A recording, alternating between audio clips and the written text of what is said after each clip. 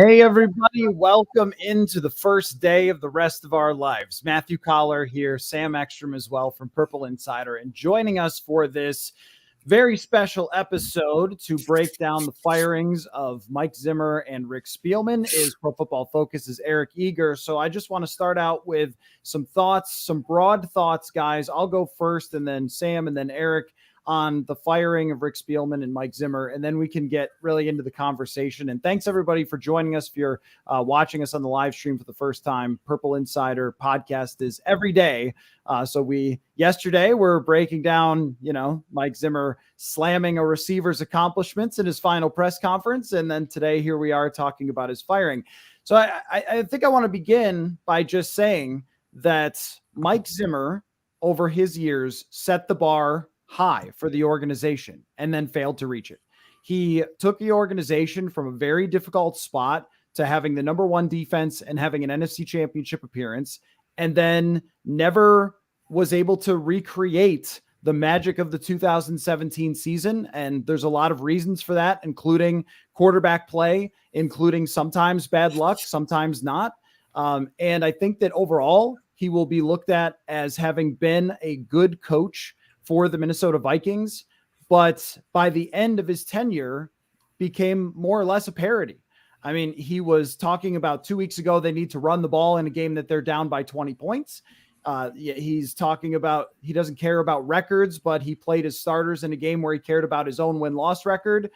That instead of being blunt, something that endeared him to fans, it just seemed mean and unprofessional at times toward the end. And the reality is, in a production-based business, defenses that rank at the bottom of the NFL when you're a defensive head coach are just not going to get it done. And the Vikings did the right thing in removing Rick Spielman from his job, not putting him in a football operations position or anything like that. But as we look at the totality, it's as much or more on the general manager for signing the quarterback that he did to the contract that he did, and then completely failing to build around that over the last 2 seasons, making moves that made no sense with where the team was at, along with some very bizarre trades that seemed desperate to try and save his job. And when people are in a position to desperately try to save their job, they make a lot of mistakes. And that's what Mike Zimmer and Rick Spielman did over the last 2 years.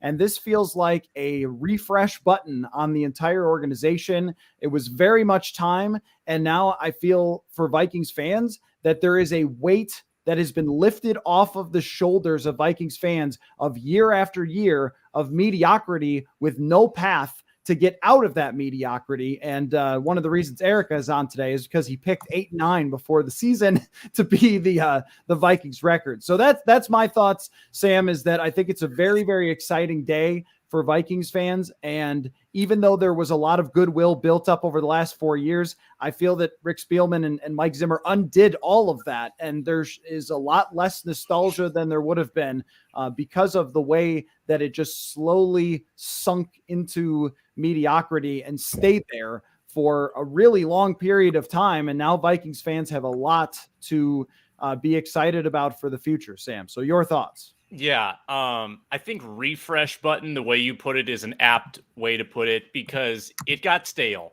at the end. And you can look at the Zimmer-Spielman partnership sort of pre-Cousins, 4 years of building up, peaking at that 4-year mark with the NFC Championship game appearance. And then from that point on, falling down the mountain, trying their hardest to climb back up, making desperation moves, throwing the whole kitchen sink out there cap-wise.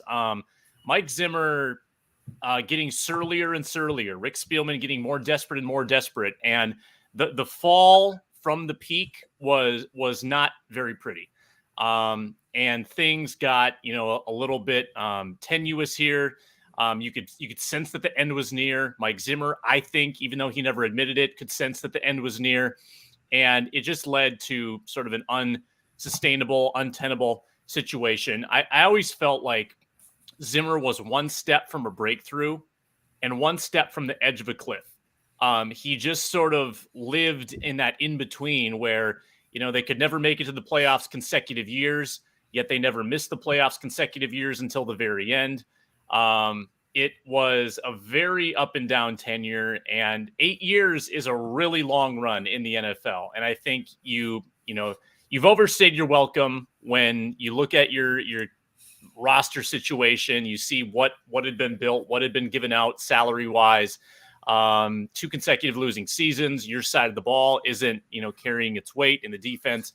So I think the move absolutely was deserved. And I agree with you that Spielman had to go as well. The blind spots on the offensive line were gigantic malpractice, and some of the inefficient contracts given out to aging veterans too. So I like the moves. I agree with the moves. And I think the coaching search will bring certainly fresh eyes and unbiased voices into the conversation again. Eric, your thoughts?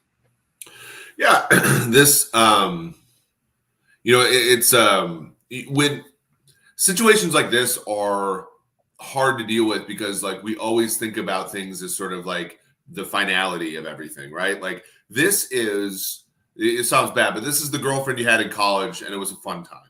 But it's not, it's over, John. And it's been over for 2 years. And, we sort of have everything. And you look at the comments, and I love that, I've been on Twitter today, and I'm on the record saying that I think that the Minnesota general manager and head coaching jobs are the best jobs that are available.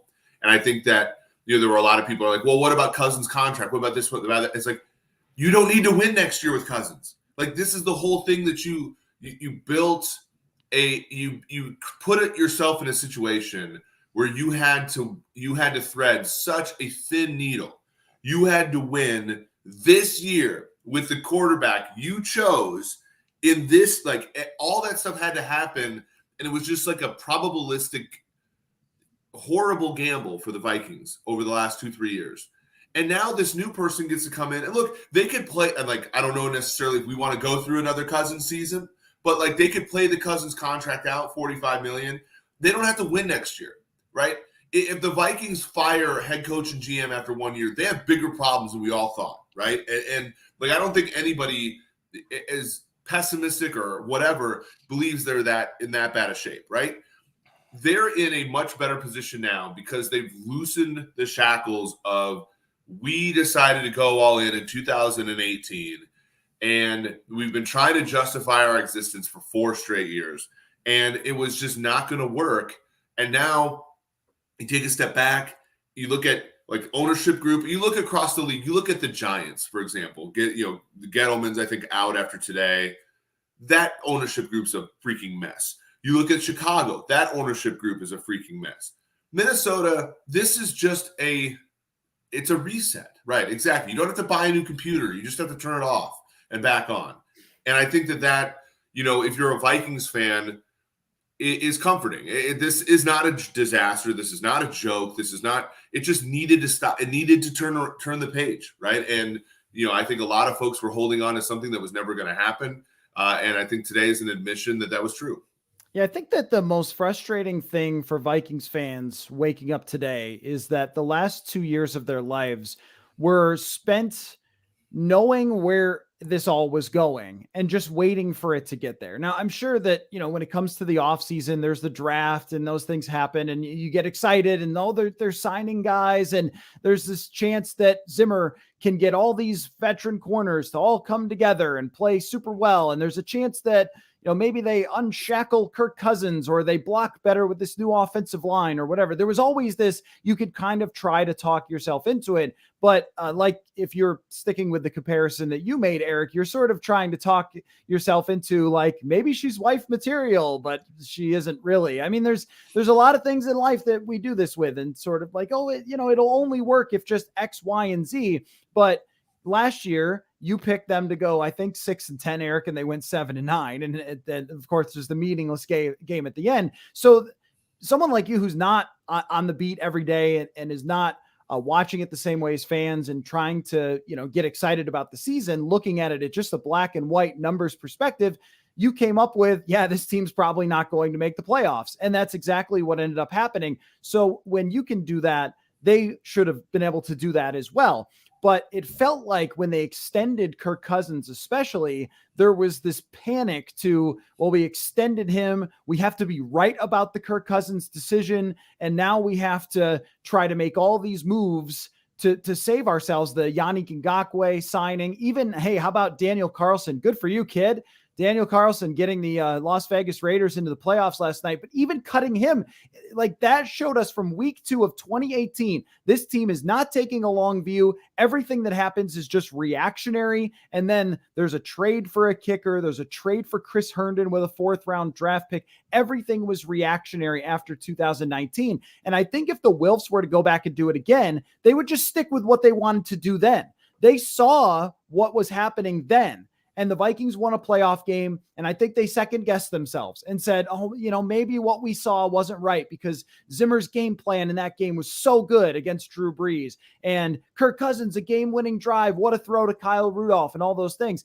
But going into that playoffs, they were ready to move on from these people to begin with. And I think if they were to do it again, they just would have. And they would have drafted a quarterback, and they would have hired Kevin Stefanski, and we would have accelerated it. So in a lot of ways, I empathize with Vikings fans who had to wait 2 years for reality to kick in to the ownership. I don't blame them for seeing the playoff win and saying, all right, well, maybe these guys just need one more thing, one more draft pick, one more whatever. But the writing has been on the wall for so long. And that's why it's not one of those things where like Miami is going, we fired our coach. What? Why? Like, it's not one of those things. It's okay. Now you can take an entirely new approach, and you are given a lot of pieces on the offensive side, the most important side of the ball, to work with for whoever is going to come in here, Sam.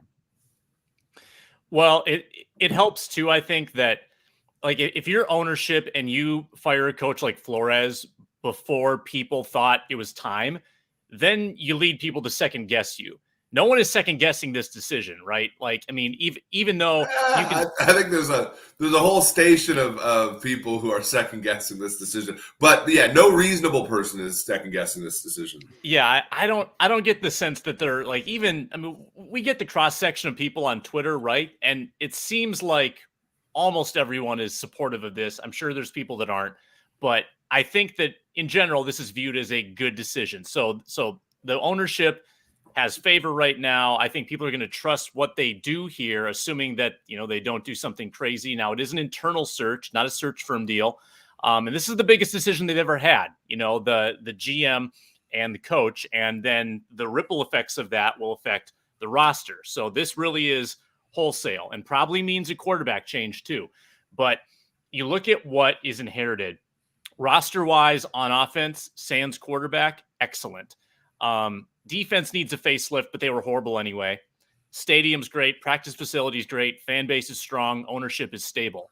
Ownership's willing to spend. So there's a lot of great pieces. And I assume, Eric, that's why you say it's the most appealing job. Is that because of the stability of the organization and the roster on offense? Is that what you're looking at? It's that, but it's also both jobs are open now, and they're both going to come in at the same time.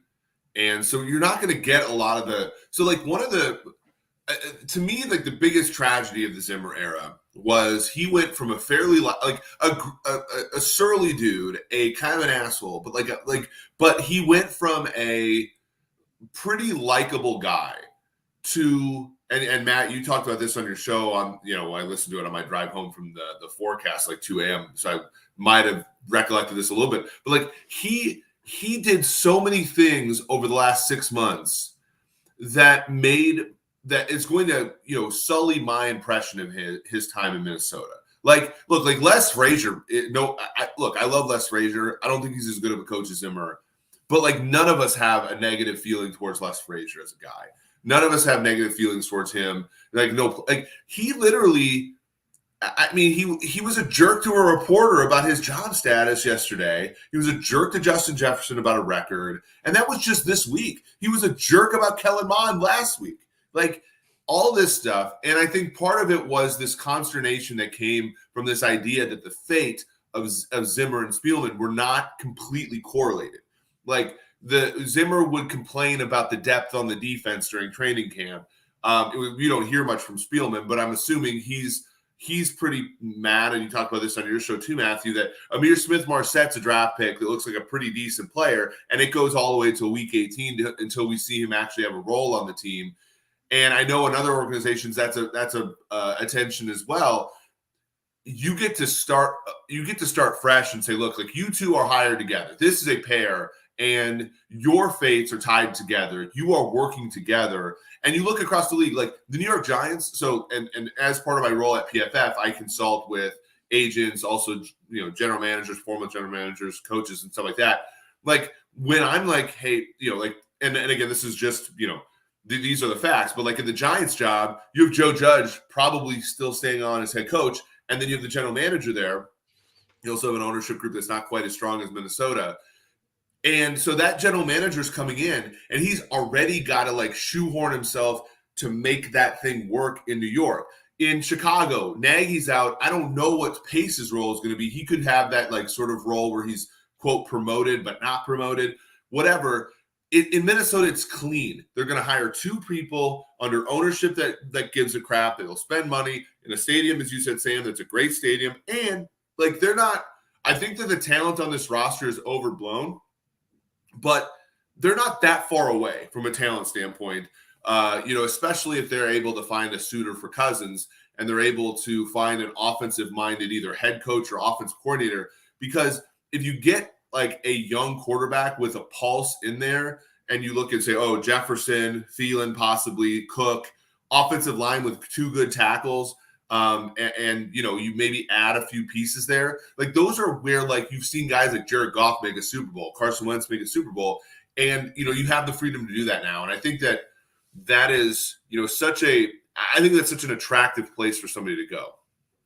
I mean, I agree. I think that it starts with the guy that Mike Zimmer alienated last, with Justin Jefferson. And when you look at the entirety of the Zimmer era, it's got these hallmarks where it's so appropriate and perfect that he alienated a receiver on his last day. It's just, it just couldn't be better that a receiver's accomplishment wouldn't matter to him. He had the defense introduced yesterday first. Like, this defense that's been atrocious. Troy Dye is running out and fans are like, yeah, who, what? I guess Troy Dye's playing today.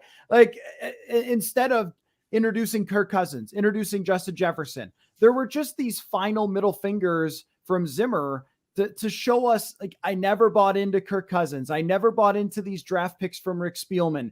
And it became very clear that he thought that Spielman was the reason that he was going to get fired. I mean, even from training camp and talking repeatedly about their depth, slamming rookies. I mean, even with Wyatt Davis, we all could have been living in a mystery of Wyatt Davis, but instead we knew he was out of shape because Zimmer told us. And now I will accept that information as a reporter, but there's so many times where you went, Mike, this is just inappropriate to be saying these things about players in the setting that we live in, especially when we're talking about a social media world who's going to grab that clip and fire it out when you dunk on Kellen Mond for no reason. But I think that what you touched on, Eric, is early in their tenure, it felt like they were like this. They were in lockstep, as they would say. We've got a plan, and it's Zimmer and Spielman together, and they're a pair. But even though their contracts remained the same, they started to drift the minute that they signed Kirk Cousins. The initial press conference of Kirk Cousins signing, Mike Zimmer looked miserable. And he comes out in his press conference. Imagine this scene. You have all the national media there. NFL Network, ESPN, all the news people. This signing, they got their cameras and everything else. This signing is so big. Kirk Cousins, biggest quarterback contract ever. And the first thing Mike Zimmer says is, yeah, he's a good quarterback. He's pretty good at bootlegs. And it's like, come on, boots. Mike. Terrific in the boots was the thing that we said in the media room many, many times. It was just like, come on, Mike. And from the very minute, he's not buying into Cousins. And then when an offensive coordinator is brought in who wants to go all in on your $84 million quarterback and have him be out of the shotgun and throwing the ball all over the place to Diggs and Thielen, which I think is a reasonable thing to do. I'm not saying he was a good offensive coordinator, but Zimmer ends up manipulating that guy because he didn't run the ball enough. And then, as we've seen, I think part of the reason the teams get worse year after year is that Zimmer is constantly on top of his offensive coordinators, telling them they're doing their job wrong. Well, like through the whole season. If someone's telling you you're doing your job wrong through the whole year, by the end, you're pretty tuckered out. Why do you think Clint Kubiak sucks? It's because this is like somebody, and I was younger when this happened, but I was like complaining or joking about, when Mike Tice made $900K as the coach of the Vikings. And I had like an adult friend who he came to me and goes, you know why that is? And I go, why? He goes, because he sucks and he couldn't get a better job. And so he settles for the $900K.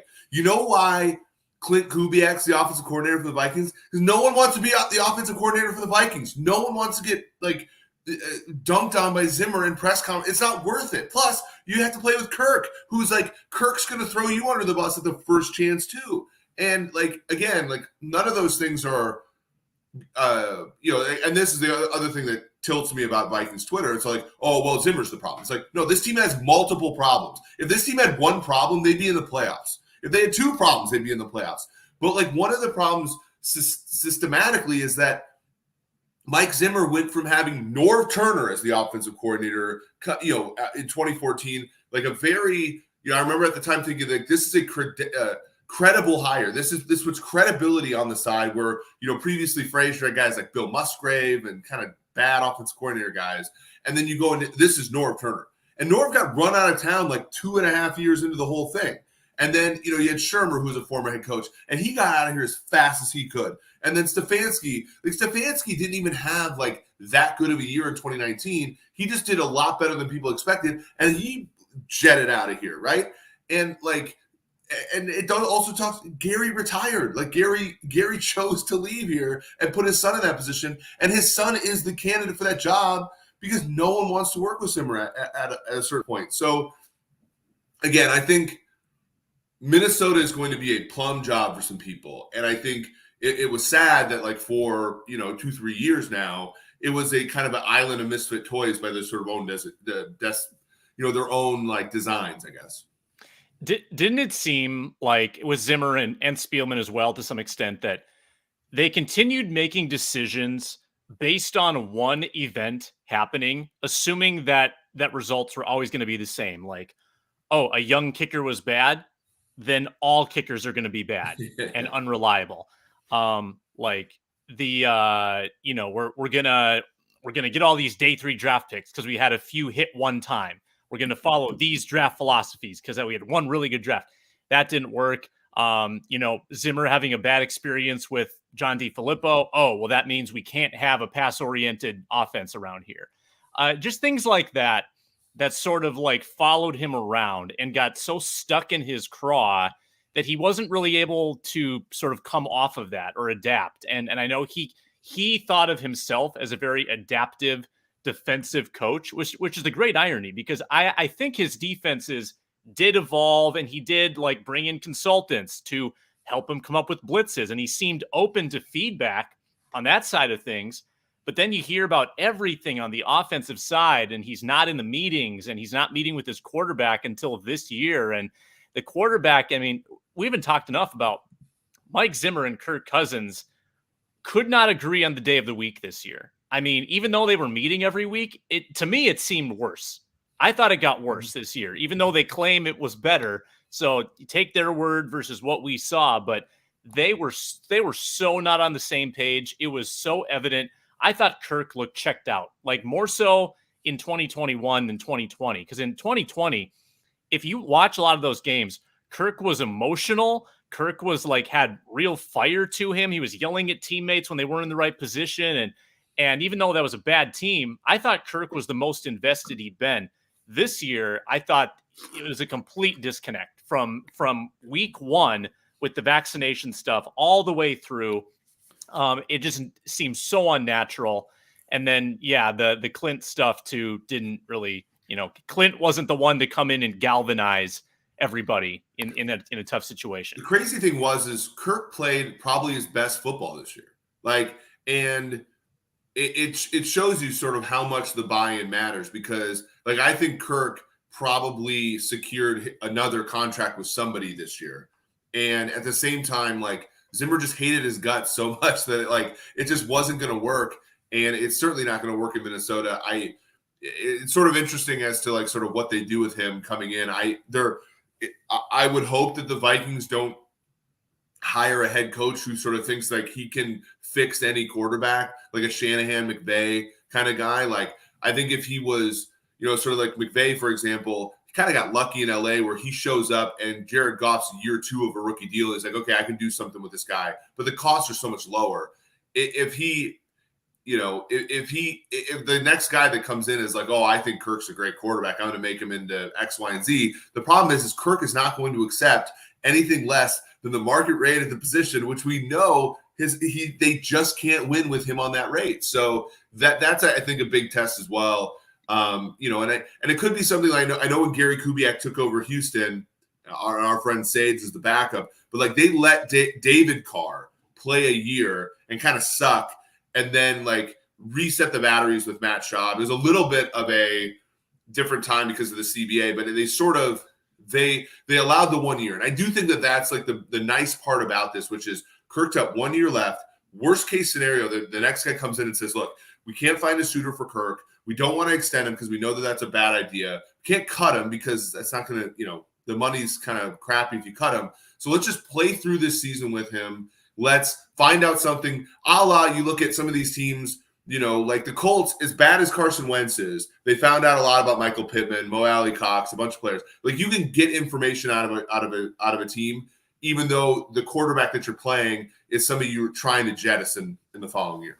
Right. And in a lot of ways, if they stuck with Cousins, which I'm not convinced that they do, I think that the Wilfs are business people first, and they're going to look at the dollars spent versus production that they were given and the issues that were caused and say, look, it's just the math doesn't add up. And the teams that are succeeding either have unbelievable quarterbacks like Aaron Rodgers who are expensive, or they have cheap quarterbacks. Like even Jalen Hurts has got his team into the playoffs, and Hurts was just okay, but the rest of the team is good. And that's the situation you're describing with Los Angeles. That, I think, gives you a chance to have your draft pick work out better. And then, hey, if you get to the Baker Mayfield situation eventually down the road where you've got to make a tough decision on a guy, well, then, okay, that's fine.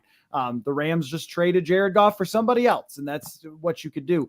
But, circling back to the Zimmer relationship with Cousins that Sam talked about, I think that when you start from day one and you look at a guy and say, I don't want you here, you're going to ruin my defense.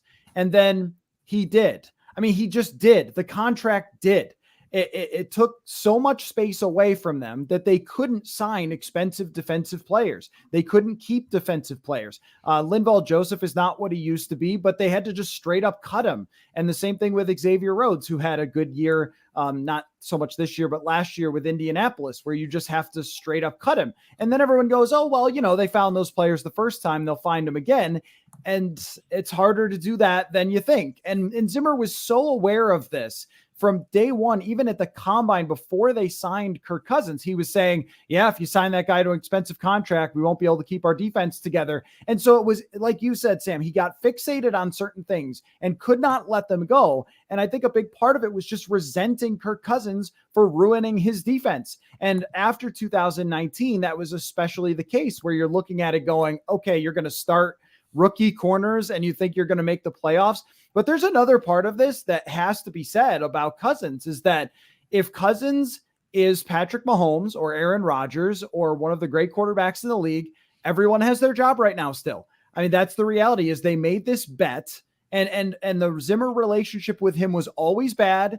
Outside of maybe the moment after they won the playoff game in New Orleans, it was always uncomfortable. It, as you mentioned, Sam, got more and more uncomfortable this year. And I don't think that Zimmer ever got the most out of Kirk Cousins. However, in Washington, they were in the same position at the end. They were 7-9, and Jay Gruden's job was in trouble. And like, this is what Kirk Cousins and him being as expensive as he is does to you. Great quarterbacks save your job, and average quarterbacks get you fired because they set a bar that you think, oh, well, all we need is this, that, and the other thing because we've got a good quarterback, right? But good quarterbacks don't often win in the NFL. Great quarterbacks win in the NFL, or cheap quarterbacks win in the NFL. There's really no in between. If you go through even the history of the league, by the late 70s, Terry Bradshaw and Roger Staubach are going to the Super Bowl every year because that's football. And so there is a part of me that will always look at this and say, Zimmer really should have tried harder to lean into Kirk Cousins, even despite his flaws,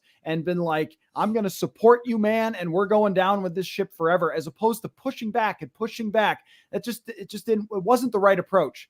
But I think that the decision they made to sign Kirk Cousins is what got everyone fired. That decision that day in 2018, the minute it was signed, that's why they were fired eventually, because your quarterback didn't play well enough. Aaron Rodgers was able to keep Mike McCarthy in his job for a long time. And now Aaron Rodgers makes Matt LaFleur, who's a little more competent than McCarthy, look like a genius. Heck, Dak Prescott's playing really well with a great offensive coordinator. All of a sudden, Mike McCarthy looks great. It's the quarterback. It always has been the quarterback. And so there's a part of me that thinks, Mike, you were right. You were right so many times about so many things. He's right about Kellen Mond. Kellen Mond's no good. Like, you're right about so many things. But could you have tried?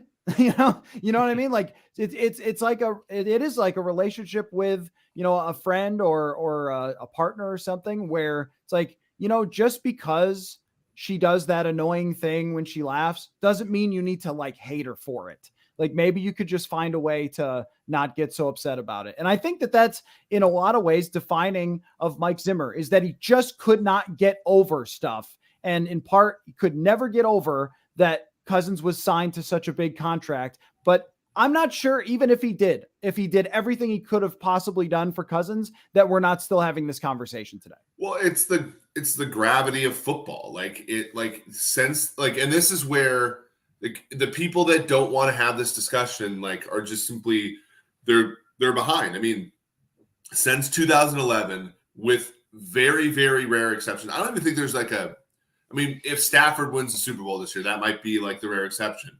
With very rare exceptions, if you sign a quarterback on a market deal who is not a Hall of Fame player, you will not win. And people are like, oh, what's the alternative? The alternative is pretty freaking easy. The alternative is Jared Goff and the Rams. It's Carson Wentz and the Eagles. It's, Russell Wilson ended up being a Hall of Fame player, but he wasn't in 2013 when they won the Super Bowl with him on a rookie deal. It's Teddy Bridgewater taking the Vikings to 11-5, even though he wasn't playing the greatest football in the world. And the hardest thing, and to me, I could see what Zimmer's we saw the Dean Pease press conference when he was said a bunch of somewhat insightful things and then just decided to shout at clouds for the last 30 seconds of it. Defensive minded fuddies like Zimmer, hate the fact that their contribution to football is ultimately in the limit minuscule compared to what the quarterback does. And so I know where he's sitting, he's like, I had this perfect life. I had a defense that I had a ton of resource in, I cared about a lot, and I had a quarterback that just didn't bother me. And he knew that Kirk was going to bother the hell out of him. And it was going to have an outsized effect on all the stuff that Zimmer wanted to do. And I know that made him upset, but that's football nowadays, right? And that's why, defense, you even think about, Vic Fangio. You look at these defensive-minded coaches. I just think long-term they're losers, because ultimately that's always how they're going to feel. And the reality of football is you can pull a Super Bowl out of your hat one time with that kind of play, but it's the offensive-minded guys that are going to be around forever.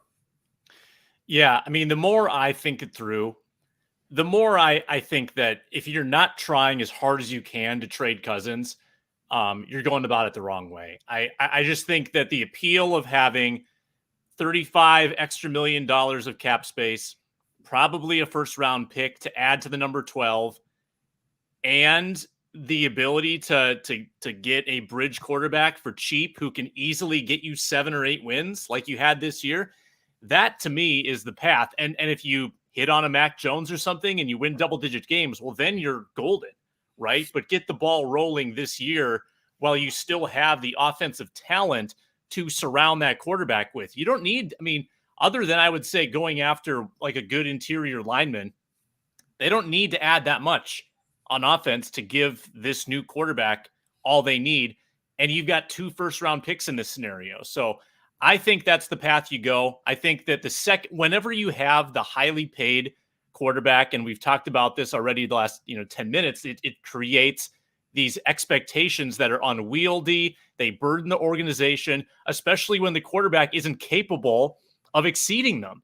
And that was, I mean, the Vikings were lovable in 15 and 17 because it was sort of unexpected success. The quarterbacks weren't great, but they were carried along by the defense and just this really cohesive team. And when you introduce expectations and you limit the talent you can have around him, I mean, it just gets messy. So if you go back to the cheap quarterback model for a year, I think that can only enhance what you do as a team, and it'll just buy you a lot of leash with the fans, with ownership. I mean, it sort of extends your timeline if you do that reset. But I think it'd be a reset where you have the upside of a Patriots this year. Yeah, I think this is a really good point because when you signed Cousins, you set the bar at Super Bowl or bust. And I remember Cousins got asked about it so many times, Super Bowl or bust, that eventually he just requested that people stop asking him about that. He was like, after a preseason game, he was like, guys, can you just stop asking me about Super Bowl or bust? Because I don't have any other answers for you.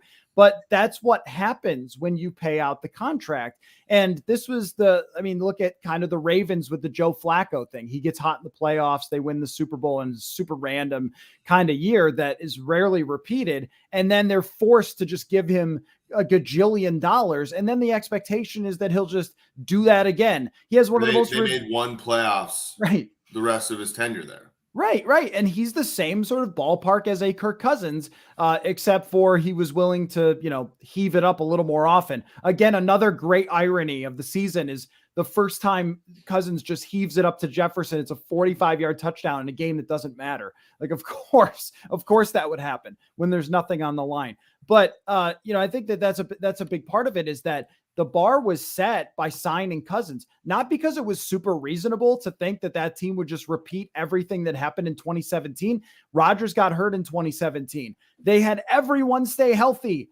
Everyone except for Dalvin Cook and Sam Bradford, but their entire defense that led them as the number one defense, they were fully healthy through the whole season. I think every person who started game one started in the playoffs. When does this ever happen? And then these last couple of years, they're saying, well, we had this injury or that injury. You're like, yeah, welcome to the NFL usually, except for that one random year where everybody played and you were the number one defense. And that, and then that became the expectation is, Sam, you said it perfectly of like, oh, well, everything will stay the same that worked. We'll just add this other thing that's better than Case Keenum. And that logic does not apply in the NFL because things are always changing. Players who reach their peak go down. They didn't just have to sign Cousins. They had to sign Eric Kendricks, Stephon Diggs, Danielle Hunter. This is the other part about Rick Spielman is there's a model to build around a quarterback that's expensive. And they sure as heck didn't do it.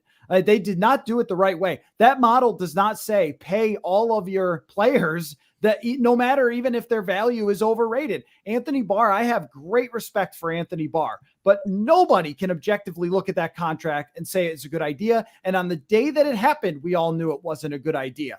Bringing back a linebacker whose impact is so-so at $67 million is just not going to work. You have to let some people go that are going to be overpaid. You sign a running back contract. Hey, Spielman's gift to the next general manager is this preposterous Harrison Smith deal, like paying the market rate for a 32-year-old safety who is now on a team that why does he even want to stay? Like a team that's going to need, complete rebuilding on the defensive side. And so you wasted 2 years of a really good player. And then now you're going to pay him more when he's going to be on the decline. There were so many inefficient moves around Cousins. And this is why, Eric, you said it, like it's not one person's fault. It's everyone's fault. The quarterback could have saved everyone. He didn't. The coach could have leaned into the quarterback. He didn't. The general manager could have built way better around the quarterback. He didn't. Get the guy a guard for goodness sake. How is it that you go into a season, and I promise I'll stop ranting and we'll get to like what's next as our last thing. But how is it that you go into 4 straight seasons with somebody starting on the offensive line who's never played before as a starter? How has that happened? Tom Compton had been a fill-in guy. Dakota Dozier, a fill-in guy. Garrett Bradbury, we're going to draft a run-blocking offensive lineman. That'll make Kirk Cousins better. What? And then this year, Oli Udoh, one of the most ridiculous and unfair things that's ever been done to a player was to say, hey, man, I know that you've been practicing a tackle for 2 straight years, but like the guard we drafted is terrible. Can you just like be good at guard. Like what the hell kind of decision is that? What kind of decision making is to sign an expensive quarterback and then say, yeah, let's pay Bashaud Breeland instead. Let's pay Patrick Peterson instead. I mean, what are these decisions? So I think that like that can't be overlooked as we talk about all of this, Sam, is that like there is a model for building around an expensive quarterback where it can work, and they just did not do it. Yeah, they did the opposite. I mean, I've joked about this before, but I'll reiterate it because it's topical. The general manager who, gets in the building and maybe shakes hands with Rob Brzezinski and says, "Hey, Rob, let me get a look at the books." And Rob brings him out and says, "Yeah, people really like the way I did things around here. Got a lot of big contracts in." And he turns the page and sees the salaries, and he sees 2 nose tackles, a running back, a safety. What exactly were you doing here? So they gave the money to all the wrong positions. 2 linebackers. I guess that probably becomes 1 linebacker now that Barr is voided. Kyle Rudolph deal could be thrown into the Kyle Rudolph deal. Yeah, it's they had paid 2 safeties last year with Anthony Harris. Just crazy stuff.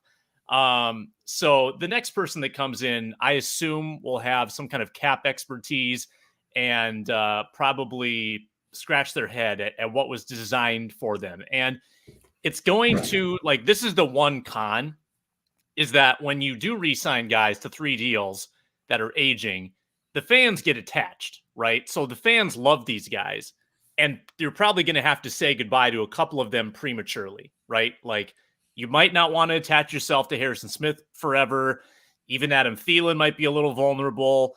Eric Kendricks declined a little bit this year. I don't know what his status would be, but unfortunately, some of those inefficient deals are going to come around to roost, and you probably won't be able to play those out with those players at that number.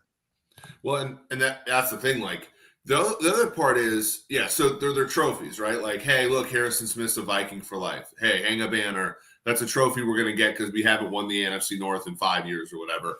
Like all the, like, and you said, like, the fans get attached, the fans get the positive, feelings about it. And then, like, they can slide a few, like, the fact is the 2017 draft, there were no premium positions taken there. It was a running back. Ben Gideon was a 3rd linebacker, was taken in round 4. Like, there was the other draft, I think 2019, where it was like center, tight end, and a few other running back Madison. Running back Madison in the last pick of the 3rd round. And it's like, you can't do that all the time and then be like, well, why aren't we good? Like, it's sort of, I had this discussion on the PFF forecast about the Colts. It's like, well, Chris Ballard's really good at picking players, but like they're at low impact positions. So it's like, well, cool, but that's why you're 9-8 and you lose to the Jags in week 18. You're not in the playoffs. And some Vegas Raiders team who has some guy named Bisaccia as their head coach midway through the year makes the playoffs over you because they have better players at impact positions than you do. And the Vikings are there, not only their free agent signings, by the way, during the Cousins era, Michael Pierce's 3-year, $27 million deal was the most lucrative deal they gave to an outside free agent.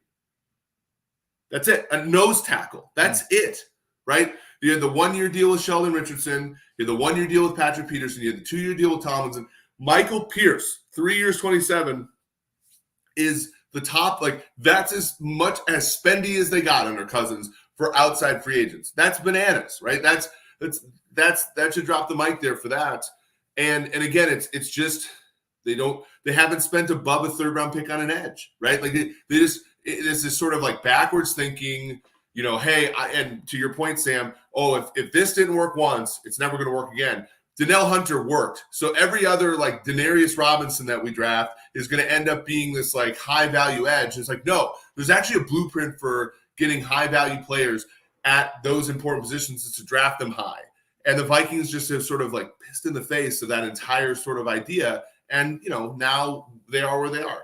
And the final blow, I think, to Spielman is not drafting Mac Jones, because on draft day, Sam and I discussed it minutes after it happened, that passing on Mac Jones was a desperation. We need to fill left tackle right now because we manipulated Riley Reif and he doesn't want to stay here anymore. If we're being realistic about what happened with Riley Reif, making him take a pay cut to sign Yannick Ngakoue is the reason that Reif was not here this year. I'm sure he would have stayed otherwise.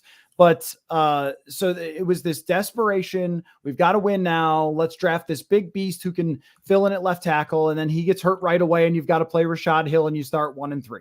Like, well, that's how it goes when you rely on draft picks. But it was never a long view, because it was just, well, I've got to just fill these positions. We need a nose tackle. Let's just sign a guy. Let's just bring in this nose tackle, because Linval Joseph, this is your point, Sam. Linval Joseph worked for us and was great. So let's just sign another guy. We'll make him great too. Like, no, you won't. You won't make Michael Pierce any different than Michael Pierce already is. He's not going to be Linval Joseph just because he was better with the Vikings than he was with the Giants. Like that was just a good break that you got. And Linval Joseph is an unbelievable player. It was very unlikely that another guy was just going to come in and do that. But the Mac Jones thing, he's right there. It's with your draft pick. You know Cousins' contract situation. You know that this is pretty much the last year of his deal, because the $45 million thing likely can't happen. And he's a great prospect. He's a first-round talent. Bill Belichick thought so. It's right there. And you're like, no, we need a tackle. Now, I know some people might say like, oh, well, he might not be that great. But even if he's as good as Jared Goff was for the Rams in the future, then, off you go. So it was just never a long view. It was always, well, we need to fill this position, so let's just draft it. I remember they talked about the Alexander Madison pick. Well, we lost Latavius Murray. We needed to fill that spot. And it was just like my skull crushing my brain, like with what's happening here. What you needed to fill Latavius Murray's spot? Excuse me? Like, this is not an efficient way of doing things. So there's a lot of those that we could break down sort of play by play of how you got here. And it speaks to the totality of this not working. And the decisions that were made were not good. And you earned this. It wasn't a last second field goal against this team, or this bad luck break, or this injury. Their point differential this year was -1. Yeah, they were an 8-8 team. Like, right. They just got lucky and got the extra game, and they lost that game because they're the Vikings. Right. And they would not have made the playoffs at 9-8 anyway. Right. So anyway, the last thing I want to say is, since we've gotten our kind of rants in about what went wrong, is I just want both of you to tell me your plan now. General manager, head coach, potentially quarterback. The world is your oyster. Eric, why don't you go first, and then Sam? Yeah, the actual names being thrown out there, I don't really want to Yeah, that's fine. But to me, it has to be a general manager who is sort of going to empower everybody in the building. And again, Spielman had a fine career in Minnesota, but the fact of the matter is, when you talk to people who've worked for him, multiple people, cap guys and analytics guys, and Spielman basically just made the decision, right? And to me, the best general manager is a decision maker. And that means that you have to hire evaluators that you trust. And most general managers, because they're a scout or something like that before, they still have that evaluator gene in them. And to me, it's such a wasteful use of resources to have a scouting department of 100 people, let's say, have an analytics group of 3 or 4 people, and for you to put the thumb on the scale and make the decision you always wanted to make to begin with anyway.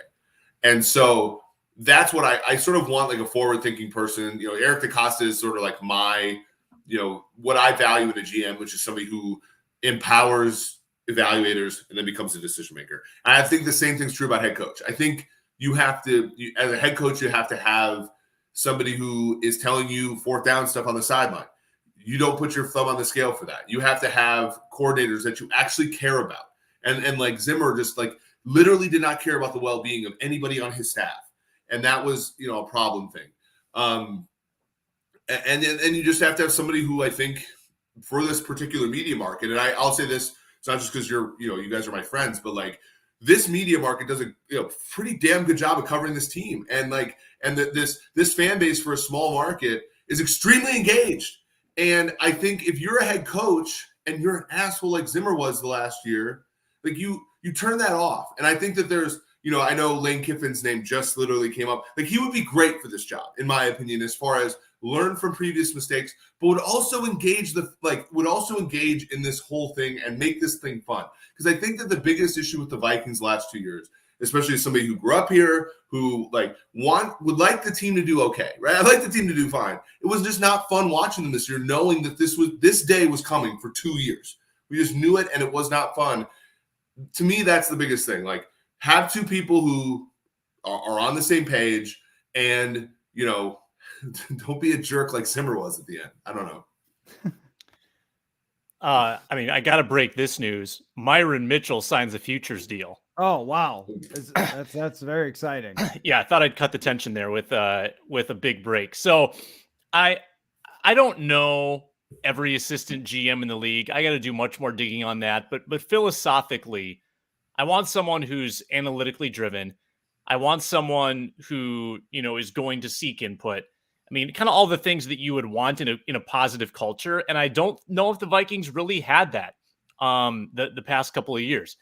And I don't need like a row the boat kind of thing, like at the Gophers, but I do think there needs to be a little bit of a culture change.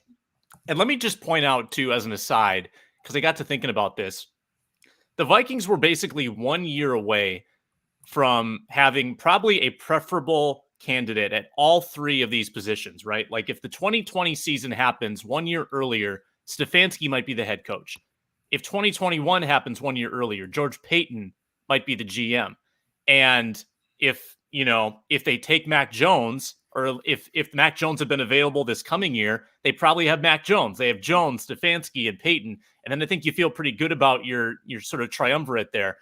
Head coach, it's funny you mentioned Kiffin there, Eric, because he's actually a Bloomington Jefferson guy. I didn't realize he was from the Twin Cities until recently. Yeah, so there's that local connection that people because Monty Kiffin coached for the Vikings. Yes. So that was it. Okay, I got you. Yeah.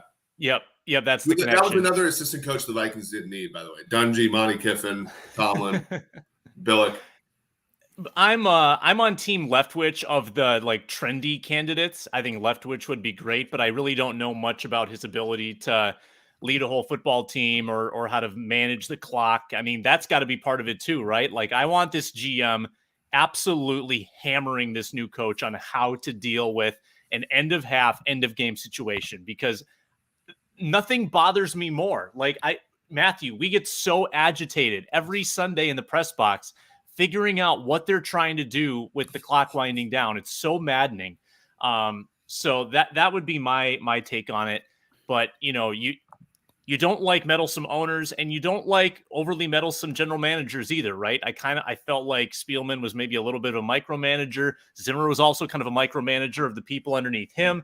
It all just spoke to people that were kind of hard-headed, and they were going to do it their way and not get a lot of other helpful input from others. And I think that kind of harmed them in the end. I think that the Lane Kiffin idea for our purposes covering the team would be pretty darn exciting. Your friend for PFF, Brad Spielberger, mentioned that name is being bandied about. And there are certain people who claim that they were on top of things before it comes out. I am not one of them, but Sam can confirm that I texted him, I think it was yesterday or 2 days ago, and said, someone just brought up Lane Kiffin to me, and I think there's real buzz to it. So here we are. Yeah. Yeah, I think you have a bigger influence over that piece of you're one of the tentacles. But yeah, Brad's my guy. He's really plugged in. I send him names, and that apparently has gotten legs. So yeah, for sure. I mean, it does. So that is interesting in itself, that the Lane Kiffin thing is being bandied about. And I think that some people will be very concerned about it. I look at it like this: for the future, is the quarterback will determine. The quarterback decision will determine how everyone is viewed.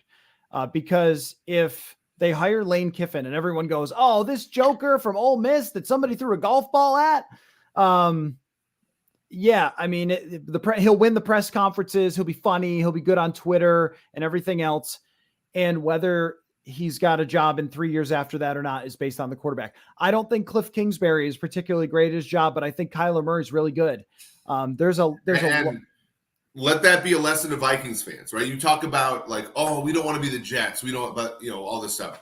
The Cardinals literally drafted a quarterback at 10th overall, and in one season bailed on him and got Kyler Murray at first. Failure at the position when you do it with a rookie deal is cheap. Right. So I think that there are lots of things, and I totally agree, Sam, with game management and stuff like that. You want the general manager to understand efficiency, to understand positional value, to understand, like you said, Eric, that if you draft a good nose tackle and he turns out to be a good nose tackle, you don't get to hang a banner for that. That's just less valuable than drafting a good corner or a good wide receiver. And maybe a general manager who doesn't stop at 2 good receivers and tries to get more, because that's what wins, is weapons and unstoppable players who have the football in their hands, and always has in the entire NFL. That's always been what's been a winner. So I think that you have to bring in a head coach who is going to refresh the feeling around here, the excitement, who's going to treat people better, who is not going to manipulate people over a number of years, and instead going to bring a general enthusiasm to the job that Mike Zimmer did not over the last few years. Nate Hackett also comes to mind for me. Because Nate Hackett is a really enthusiastic and bright, intelligent young mind. And I think that the being on the same page with the quarterback is just immensely, immensely important. Patrick Mahomes and Andy Reid are just locked at the hip. And so were Mike Holmgren and Brett Favre. And so were, you could go down all the list of great quarterbacks and how they had relationships with their coach that was really important, whether it's, Joe Montana and Bill Walsh or whoever you want to talk about. So that to me is the most important. And then it's being efficient in your decisions for a general manager. And the reality is we won't know until they start making decisions whether that's going to be the case. But let me just finish by saying this. Eric, thank you so much for all of your time today. I know that your schedule is crazy and everything like everybody else's. So taking this much time for us is greatly appreciated. Pro Football Focus, the PFF Forecast podcast, is your show with George Shahuri. I listen to every single episode. It's great. And I learned so much about numbers from you guys. And of course, Sam, you and I will be doing this all summer long, baby. There's a coach search, there's a draft, there's free agency. And I just have to say, I don't want to dance on graves, but it's an exciting day for Vikings fans. And it's refreshing to us to finally sort of be unshackled from the conversation of, well, is Zimmer going to send some different blitzes this year? Like, who's he going to trash in post-game press conferences? I don't know. So we'll have a reflective episode where we talk about some of the stories that happened throughout the Zimmer era and things like that. But for now, it is at a very, very interesting and exciting time for Vikings fans. And I think that's the feeling across the fan base today. So thanks, both of you guys. Thanks to everyone who listened. I saw already in my email, one of you signed up for purpleinsider.substack.com. So thank you so much for that. If you want our written work, our work is also featured on Bring Me the News. The Purple Insider podcast comes out every day, and we love doing it. So we have conversations just like this and rants just like this. So thanks so much to everybody for watching. Thanks you guys again. And first day of the rest of our lives. We'll talk to you guys later.